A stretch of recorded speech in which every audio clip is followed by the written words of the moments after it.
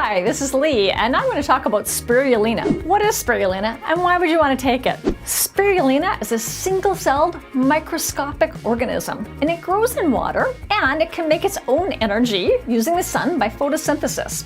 So it's usually called a blue-green algae, but ironically, it's not actually an algae at all. It's something else called cyanobacteria, which means it's a relative of bacteria. There are a couple of species of spirulina. Interestingly enough, they're not called spirulina anymore. They're called Arthrospira. Kind of a mouthful to say, but it's a little confusing when you look at labels. That's actually what it is. So why would you want to be taking these crazy green little things that are related to bacteria? Turns out they're a superfood, and there's lots of reasons for taking them. They come in a powder, often mixed together with other things as a green powder, or you can take them in a tablet or a capsule. They actually taste kind of like grassy and seaweedy, so a lot of people prefer taking them in a capsule rather than a powder because of the taste. When they're mixed with other things, usually the taste isn't so bad.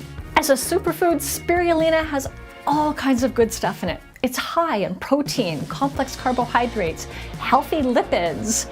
It has lots of minerals, including iron. Really important vitamins like vitamin K that help with our blood clotting, B complex, carotenoids, all kinds of good stuff. It's fairly high in chlorophyll as well, which really helps with binding to toxins so we can eliminate them from our body. One of the vitamins that it's often reported to be high in is vitamin B12, which really helps with energy.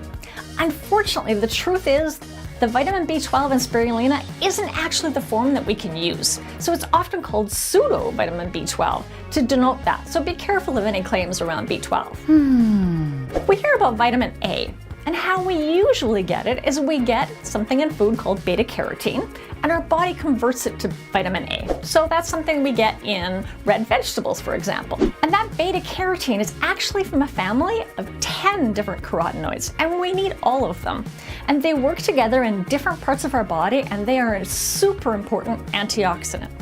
And it turns out spirulina actually has all of them. The fiber and the phytonutrients in spirulina support the healthy bugs that we're supposed to have in our digestive system, and in other ways support our digestion as well. So it can be very helpful there. Several components, including polysaccharides, phycocyanin, and the chlorophyll in it, really help bind toxins and eliminate them from our body. Because of that, though, you want to make sure you source it from a really good place and get it organic, because you don't want it to have already picked up toxins in the environment before you even take them. And by the way, that phycocyanin, that's where that funny blue-green color comes from. Some people consider it the main active component of spirulina, and that phytonutrient is a really important antioxidant, and it makes it very anti-inflammatory. There are some really interesting studies out there showing that spirulina can help with allergies, so it might be very important for a lot of you to take that in the spring. But beware that the amount you need to take for allergies is about 2 grams, so you may need to take more than usual for that.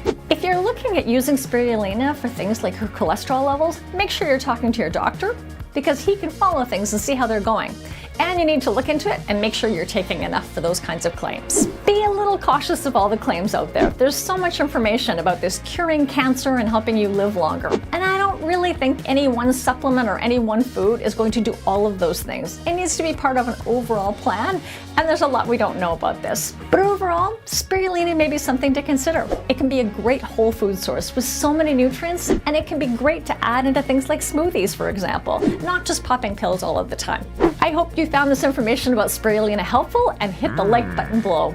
I would love it if you left some comments or questions, and make sure to subscribe for more videos from our wellness team. This is Lee, stay happy and healthy. Spirulina is a single, I looked down, didn't I? Their technical name is Arthrospira. Super important.